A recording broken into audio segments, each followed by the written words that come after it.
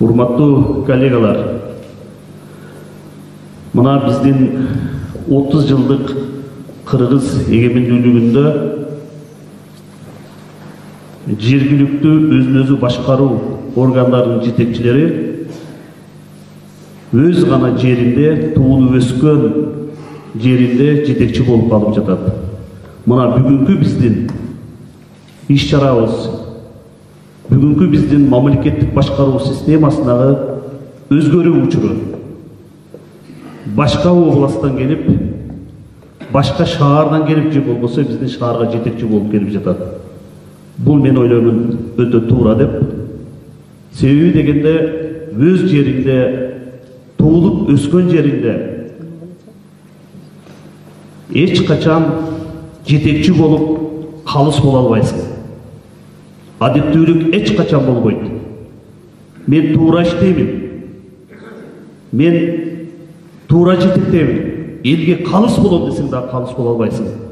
Себеби дегенде туулуп өскөн жеринде ал сенин элиң, сенин тууганың бар. Сенин досторуң бар. Сенин классташтарың бар. Жок дегенде сенин куда сүйөктөрүң бар. Ошондуктан биздин кыргыз менталитетин эске алуу менен эч качан сен ошол туугандардын арасында калыс боло албайсың. Ошондуктан азыркы биздин өлкөдө болуп жаткан жетекчилердин кадр маселеси, кадр саясаты өтө туура дешибиз керек. Мына бул башталышы болот, урматтуу коллегалар.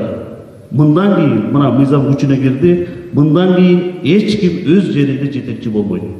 Мыйзамдын чегинде булар башка жака барып, башка областтарга, башка райондорго гана болуп жетекчи болот. Ошондуктан мен ойлоп кетет элем, бул система өтө туура.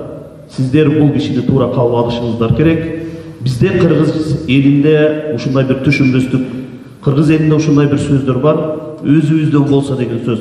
Өзүбүздө деп жүрүп 30 жылда ушул кырдаалга келдик. Ошондуктан эгер мамлекеттик кызматкер болгондон кийин сөзсүз түрдө сен талаалап иштешиңер керек. Мына Советтер Союзунда бул өтө туура система болгон. Мугалимдер иштеген. Ушул эле Сүрүктү шаарында кимдер гана башкарып кетпеди. Бирок өскөн ошолордун учурунда калыс болгон.